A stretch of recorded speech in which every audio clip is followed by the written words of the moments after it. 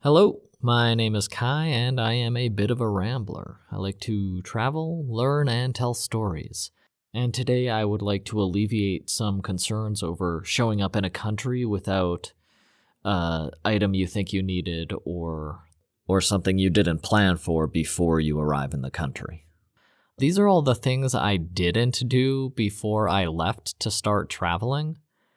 And I'm not saying these things because I want you to worry about any of them, honestly. I want you to rest assured that even though I did none of these things before I got on a plane and traveled to another country, it all turned out great. Things worked out when I got there. Everything was fine, and anything I didn't have or didn't work out, I got or solved when I was there. So hopefully this will give you some ideas if there are some things you do want to take, but despite me not doing any of these, 3 dozen things, everything worked out fine, and I think it will for you too. I didn't put this in any order, I just thought about all the things that have become important for me and I didn't think of at all before I started traveling. I didn't bring a water bottle.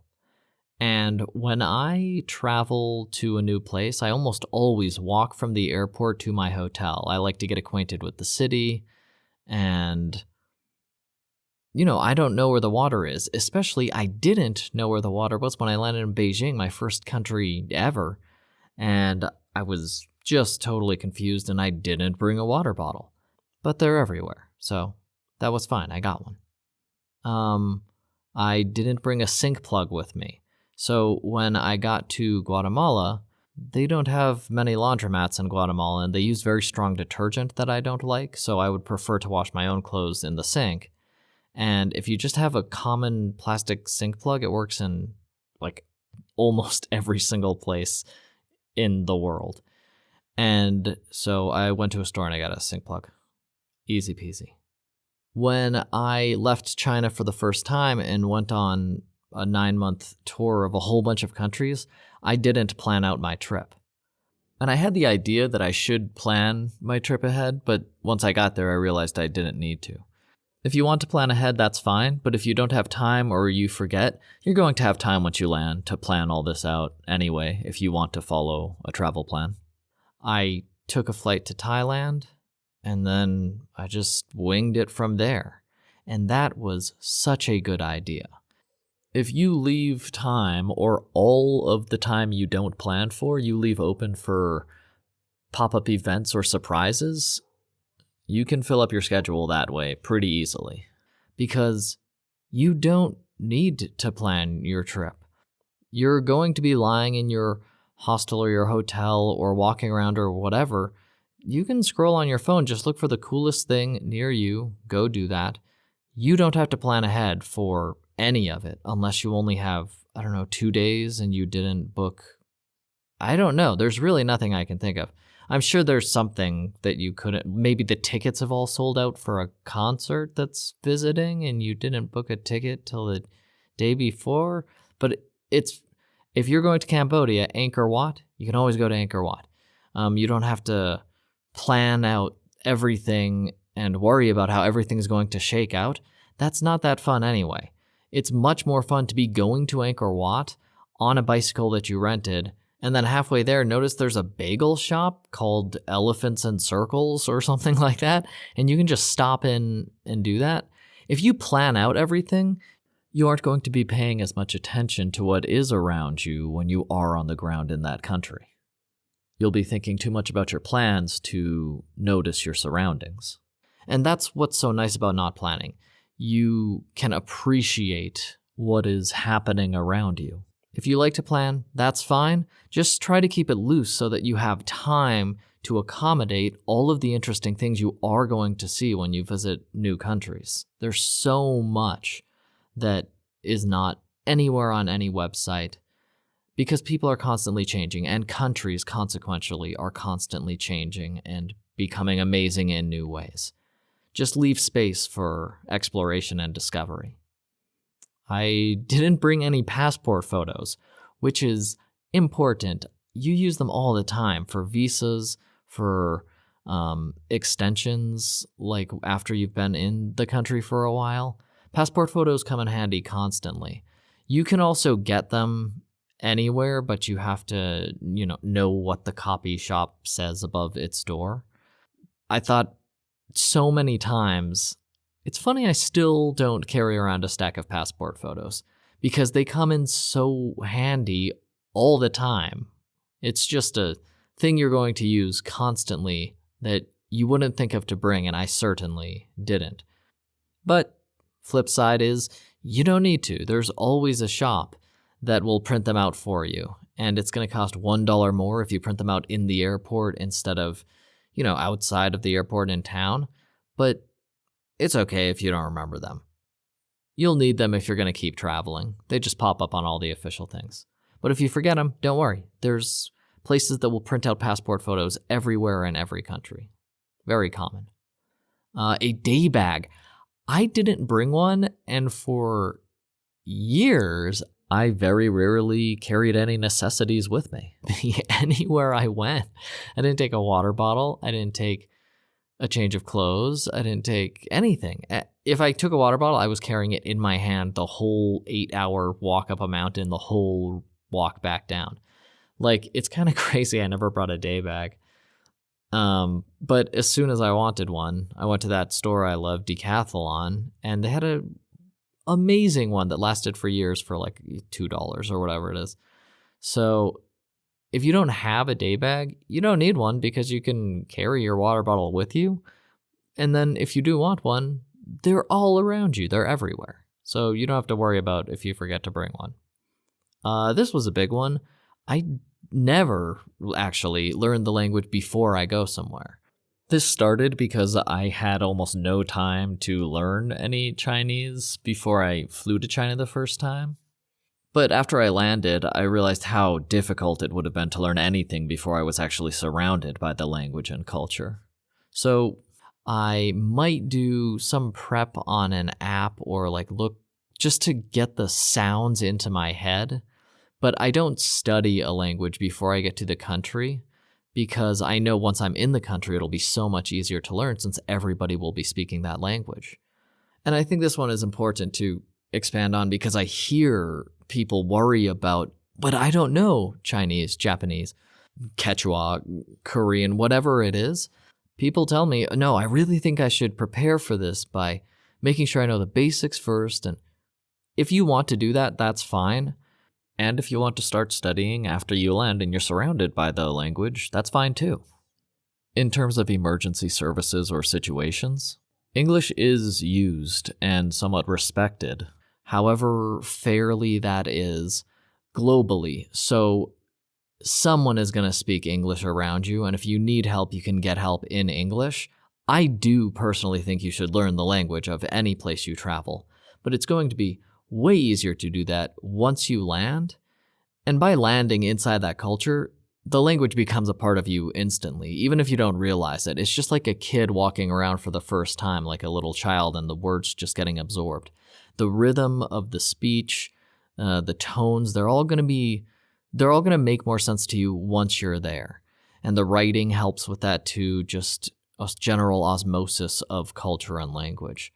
So yeah, I actively don't study the languages before I go to a country now, and it's fun to learn languages. I do learn languages by myself. Like I'm studying Ireland on my phone, Irish on my phone right now, even though I'm not in Ireland. And even if I was in Ireland, I wouldn't need to use Irish to get around. It's fun to study languages, but if you don't know anything about the language of the country you're moving to, that's okay.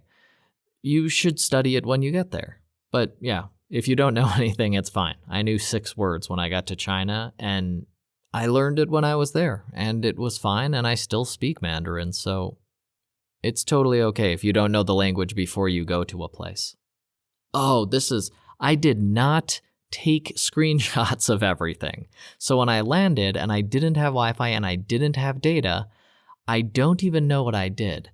This happened in a couple countries before I made myself take screenshots of everything. So every plane ticket, every passport photo, every visa. I always take screenshots of them now because if you don't have them when you land and there's no data, but everything's on your phone, it can be a pain. Now, even though I forgot that in multiple countries, and I landed and I didn't have the information and I'm waiting in line, turn around to the person next to you. Sorry, can I use your hotspot for a second? Or ask a security guard about the Wi-Fi. There's always something where they're like, oh no, that one that's like, it says main airport free Wi-Fi. That's not the real Wi-Fi. The real one is RJ Airport 2. And then it works fine. Like the Wi-Fi was just, you were trying to connect to the wrong, incorrectly named network. So even if you forget to take screenshots of everything, you'll be fine. Somebody will help you and you'll be able to get data and get all that stuff. I did not tell my bank I was traveling. And so when I was traveling in Thailand, I think it was the first time, I believe, I'm not sure. But I think it was Thailand. It was outside of a prison museum something. And I knew that I had almost used up all my money, so I was planning to make a withdrawal that day. And I did, and my card was rejected, and I got the error message, and I was so freaked out. But I had an app on my phone that lets me, a VoIP number, so I called the bank, and I was able to verify my identity with questions or whatever. Even though I didn't plan ahead, I explained that I was in Thailand and asked them to unlock it. And they did unlock it after I verified my identity. And then I could make my withdrawal. So even though I didn't tell my bank I was traveling, which is a good idea, and my card got frozen, which can be a pain, I just used a free app to call at my bank, explained that I was in Thailand and nobody was using my credit card without my authorization. They unlocked it, and I could use my debit card again, actually, not credit card. Okay, when I went to China, I didn't have a VPN. And I figured that I could just tough it out because whatever. And I think actually when I went to China, Gmail was still working for a year. They hadn't come to a fallout yet. And so I was like, well, whatever. I don't really need a VPN. And then very rapidly, I did need a VPN to access any Google services and a lot of things. And I didn't have one, but they had already shut everything down. So I couldn't search Google for a VPN because Google was gone. And I couldn't read Chinese, so that was a problem. But I just typed in the English letters VPN in the search engine I couldn't read. Downloaded 15 Chinese apps with the word VPN in them. Then used whichever one worked. And after a bunch of them didn't work, one of them did work, by which I was able to use Google, find an alternate VPN from outside of China. And I accessed Astral, and I got that. And then I was able to use a working VPN from outside of China from then on. So even though I didn't plan ahead, and for months I was like, I should get a VPN, and then didn't and was locked out of everything, I managed to get a VPN in an afternoon. Oh, you know what I didn't do before my big backpacking trip? I didn't check my equipment or test my backpack. So the first time I started walking around, I was so confused about how much pain I was in because I went on tons of hikes and mountain climbing in China. And I had traveled to a lot of countries for a short time while I was teaching English. I would take a week off or something and go to Vietnam, whatever, just visit Korea. But I had never walked for a significant amount of time. And all of a sudden, I was in so much pain after an hour of walking, maybe. I put down my backpack and then put it back on and was shocked and everything digging into my back. And I just didn't check any of it. But you know what? When it hurt, I checked it all right then, and I adjusted it, and all of a sudden, it fit like a rucksack should, and I became a real backpacker because the strap settled into my shoulders and the belt was buckled. When I was walking around, I was like, oh, these dumb straps, who needs them all? But buckle the belt and buckle the chest strap, make sure the shoulder straps are snug, and the rucksack is fine. You can carry it all day, or I carried it all day. And a lot of people carry it all day if you just use it correctly. So I didn't check any of that, but as soon as I realized there was a problem, I did check it and I fixed it, and then it was fine. I didn't look for a better exchange rate. I, for a long time, exchanged all my money at the airports until I noticed how much better the exchange rates were outside of the airport. And then I started exchanging outside of the airport. But in all honesty, I was like, how much more could I have gotten? I don't know, $20 more here and there. And I'm right in the airport. Every time I land, I just imagine I'm paying a tax and I trade it right then, and then I don't have to think about it. So yeah, it just didn't matter if you forgot to get the best exchange rate or you didn't get the best exchange rate. It's fine. You're going to get about the same amount of money anyway. I don't know if it's worth the anxiety. If you know where the higher exchange rate is and it's easy to get to and you're fine with getting it, then yeah, go there. I didn't unlock my phone, so I landed in Ireland and I couldn't use data. Was that it? I can't remember if it was Ireland, but I landed in some country, and because my phone wasn't unlocked, I didn't think about it. I couldn't use it. And then I went to a store and they unlocked it in 5 minutes and it cost $10.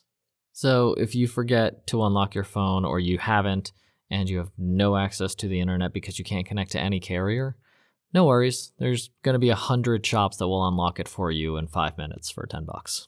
They're everywhere. I almost never get an onward ticket. Like I said earlier, I like to just explore, and whatever feels right, I go there.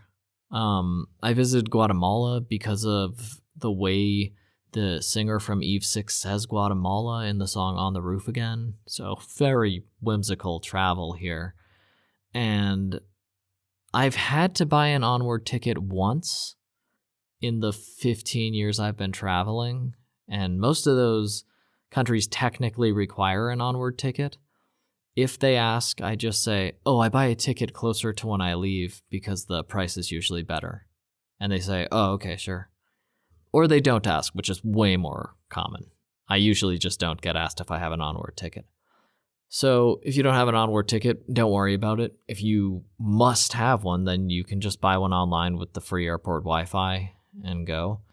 But you don't need one most of the time. Yeah, you don't need one most of the time. And if you do need one, you can just get one. Because it can be literally any ticket. You can buy a $10 ticket to the next airport out of the country, which are always cheap. So yeah, there's no worries there. I didn't bring a travel adapter to Hong Kong. And that was the first, because I was in China and they had US plug outlets. So I was fine there. And then I flew to Hong Kong to re-up my visa, and no US outlets at all. They were all the Circle ones that you plug into. And all of a sudden, I couldn't charge my phone in the whole country. There were no sockets that fit the plugs I had. So I kind of worried, and then I walked around and thought about it. And it was already night, so a lot of shops were closed. I think all the shops were closed. I think it was like a red eye or something. And I went to this hotel and I thought, well, I can shut down my phone now and then maybe in the morning. And then I just asked the lady who showed me to my room. Did I tell you it was a love hotel already? You can rent them by the hour kind of thing. They're kind of popular in Asian countries. It was just the closest hotel that was still open, and I figured would have the cheaper rates.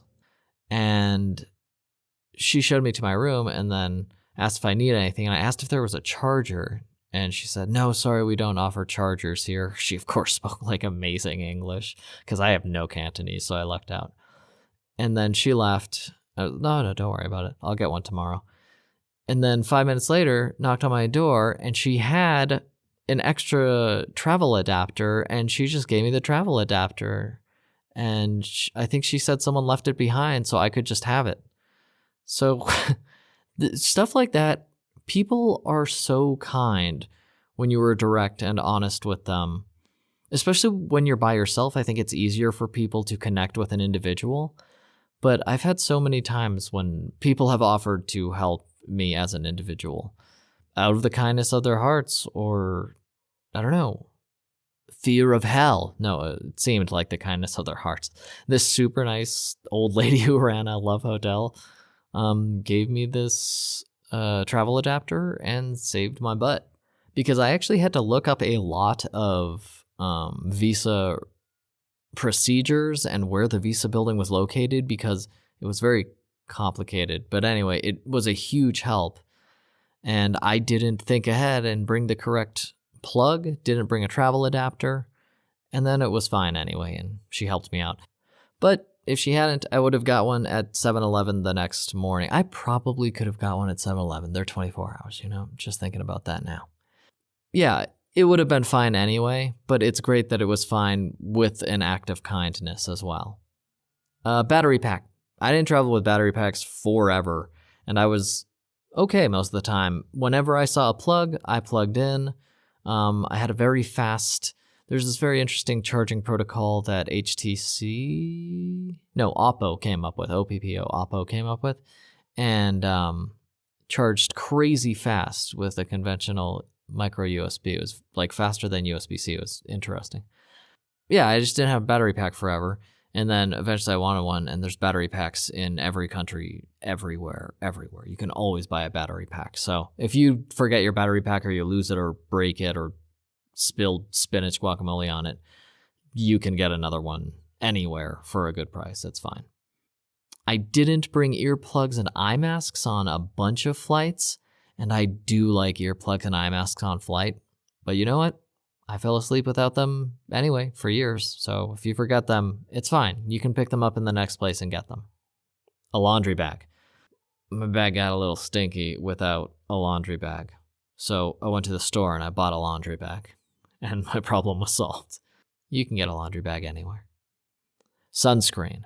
I was really worried about that because I always use like the strongest Australian sunscreen, Blue Lizard, or some other, I don't know, whatever. I forgot to bring sunscreen when I went to Taiwan, and I think it was August, I don't know, it might have been the fall, like August or something like that, and it was bright sun in Taiwan. I was kind of worried because I didn't know what kind of sunscreen to look for or whatever. So then I just walked into a store and I found what's called Biore UV, and it lasted for years, and it's in a tiny 100 milliliter bottle so I could carry it around on the plane everywhere, and that is my favorite sunscreen. And it's more liquidy, but it dissolves into your skin so fast, and it doesn't feel super oily. It's like the best sunscreen ever.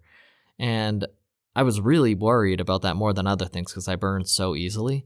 And then I walked into a store and it was on sale for half off. So I got it for $3 or something. And it's the best sunscreen I've ever used, and now I know about it. So yeah, don't worry about toiletries you don't have because they're everywhere as well and on sale.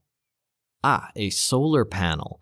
This was an interesting one. I was really worried because I was going for very long hikes in Thailand. I decided to walk across Thailand for a few months, and there's not electrical infrastructure in Thailand like there is in Taiwan or Japan or other countries. Stuff is just spread out, so I could be walking for days without just having the opportunity to plug in. And I kind of roughed myself up a little, and you knew you were coming here. Why didn't you just get one of those backpacker solar panel things? And I was kind of upset with myself. And then I walked to every store in town, and I finally found one that had exactly the solar panel I wanted. They let me take it outside in the parking lot and stand there with it for 30 minutes and just see how well it worked. It worked great. I clipped it onto my rucksack. It was about as long as my rucksack is tall. 3 panels, plugged in my USB, plugged in my phone. I walked out of Chiang Mai that afternoon with the exact solar panel at a great price, I think less than $30, and it was exactly what I was looking for. It's better than what I would have bought in the States, because I'm sure they would have like marketed me some crap for twice as much or whatever. But this was just a great little solar panel that I could fold up or unfold, and I used that thing the entire time I backpacked for those 9 months. I was just constantly using it. When I was riding my bike packing through Vietnam for 3 months, that thing was on my rucksack, gaining power, plugged into my phone, so my phone was at 100% at the end of the day. When I backpacked through Japan, same deal. I was walking everywhere. That thing was collecting power. My phone's at 100% at the end of the day. It was such a great tool. And I totally forgot about it until I got to the country I was planning to start walking for days without electricity. No problem. Even in a not technologically advanced town, there were multiple electronics stores, and one of them had the exact solar panel I would have wanted at a better price than I probably could have got it if I had bought it online earlier. I forgot a sewing kit, and I sew DIY. That sewing really comes in handy. But literally everywhere is a sewing kit, so I just went to a store and bought a sewing kit. Actually, I couldn't speak Thai, so I just made the motions like I was sewing something, and they pulled one off from right behind them and gave it to me.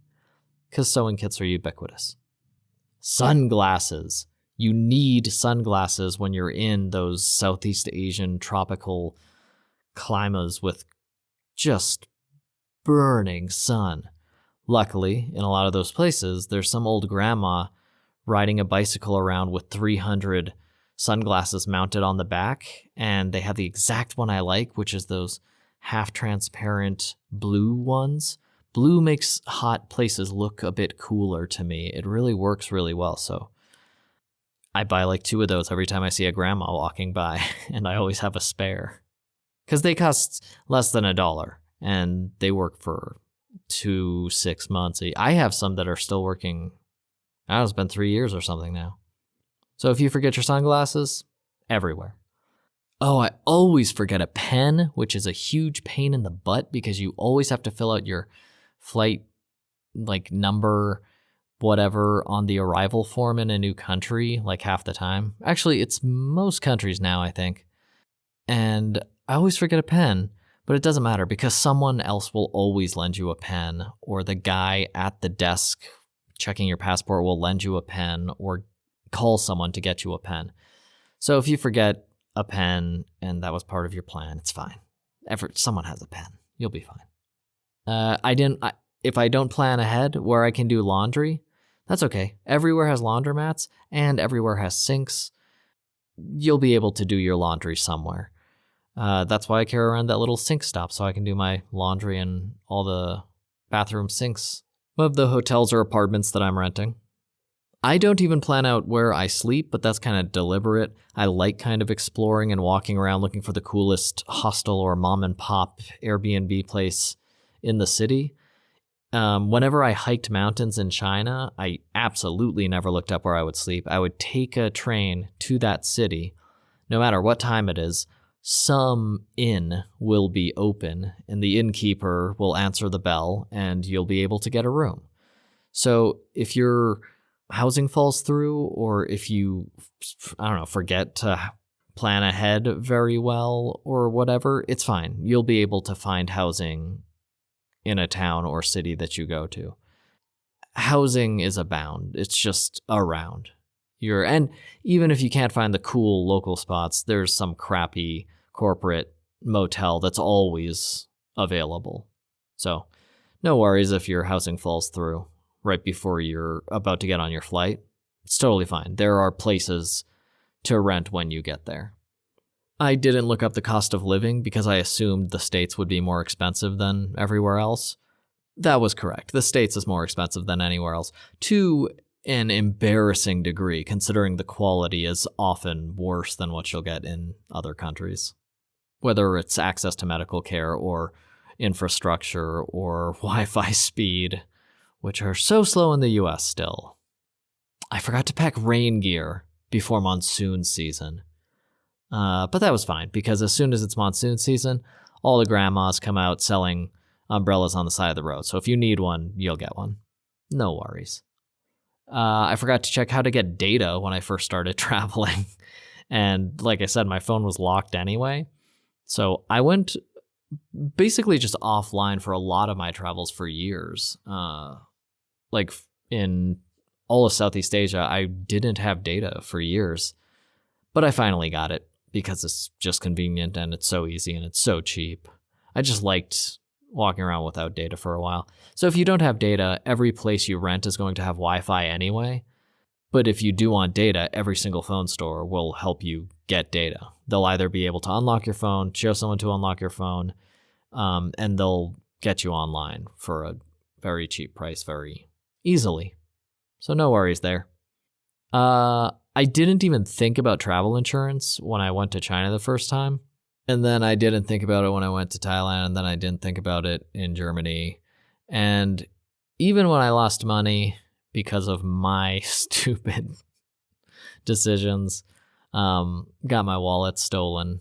I left my wallet in my pants outside my shower stall while I was showering in a public area. That was on me.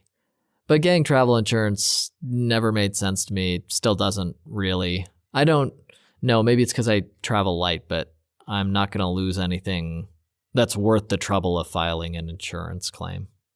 Or, to be honest, looking up all the options, choosing and paying for a plan in the first place. I didn't use incognito mode when I was shopping for plane tickets. I recommend it to everyone now because using incognito mode almost guarantees you lower prices on the tickets, and you can check every day without it affecting the ticket price that way if you use incognito mode when you're searching for flights. But if you forget to do it and you buy the ticket, you'll pay $20 more, or you'll pay a little more. It's not going to ruin your trip or anything, or prohibit you from buying the ticket. Oh, I didn't bring a flashlight before I went backpacking or bike packing through Southeast Asia.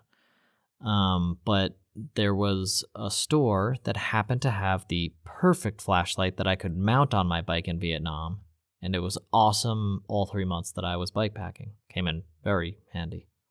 So I know this is kind of a scatterbrained list, but there are, as you can see, a few dozen things that I didn't think about, or I forgot to do, or I just didn't give consideration to, really, that might seem like a big deal.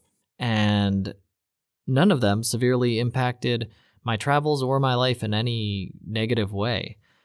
Everything worked out or was better than what I was looking for in the first place. This isn't to say that you don't have to plan ahead or you shouldn't plan ahead. If you like planning ahead, go for it. I don't, so that's a big reason why I don't look up anything before I land in a country. I will look up stuff after I get there once I'm inside the culture. I don't think you must travel the way I travel, and I also don't think you have to plan ahead. I think just do whatever makes you comfortable, and just bear in mind that even if you forget these 40 things that I just went through, things are still going to work out because the solutions are right out there, people are helpful and kind, and you are not helpless when a problem arises. That might be the crystal here, the crystallized notion that I've been trying to get to with this whole list. I feel like a lot of solutions in the United States or whatever country you're from, if you're from one culture and you come up against a problem, everyone has the same response that, well, there's nothing you can do about it. When you're traveling, your mind will open constantly, will be broadened all the time. And it's very important to remember that whatever problem comes up, there is something you can do about it, and the solution is probably much easier and more accessible to recognize and achieve than it seems, or maybe even you are told it is. So when you get out there, if you're on the plane and suddenly realize you forgot your battery pack, doesn't matter. There are battery packs down there. No worries. Oh, I didn't look up which direction the Great Wall was in. Totally fine. Great Wall, very easy to find. A notoriously easy structure to locate. So plan as much as you want. Don't worry about anything you miss. Have a great time. I'll close this out with the reminder to leave a little space in your plans, or a lot of space, for discovery and exploration, acts of kindness, or pleasant surprises. You can contact me at bitofarambler@gmail.com, bitofarambler, all one word, and I will see you on the next one. At Arizona State University, we're bringing world-class education from our globally acclaimed faculty to you. Ranked #1 in innovation for 10 consecutive years, and #2 among public universities for employability. ASU isn't just ahead of the curve, it's creating new paths to success. Earn your degree from the nation's most innovative university. Online, that's a degree better. Explore more than 300 undergraduate, graduate, and certificate programs at asuonline.asu.edu. Breaking news from the stadium tonight as an anonymous fan foot the bill for 55,000 hot dogs, bringing that sweet tubed meat to everyone in attendance. Free dogs! Yeah! 55,000 hot dogs? What does that even cost? While the identity of this Frankfurter philanthropist remains anonymous, their all-beefy generosity will go down in history. The new Mega Millions. More to win means more to give. How you spend it is up to you. Yeah! For game odds and details, visit sceducationlottery.com. Hello, it is Ryan, and we could all use an extra bright spot in our day, couldn't we? Just to make up for things like sitting in traffic, doing the dishes, counting your steps, all the mundane stuff. That is why I'm such a big fan of Chumba Casino. Chumba Casino has all your favorite social casino-style games that you can play for free anytime, anywhere with daily bonuses. So sign up now at ChumbaCasino.com. That's ChumbaCasino.com.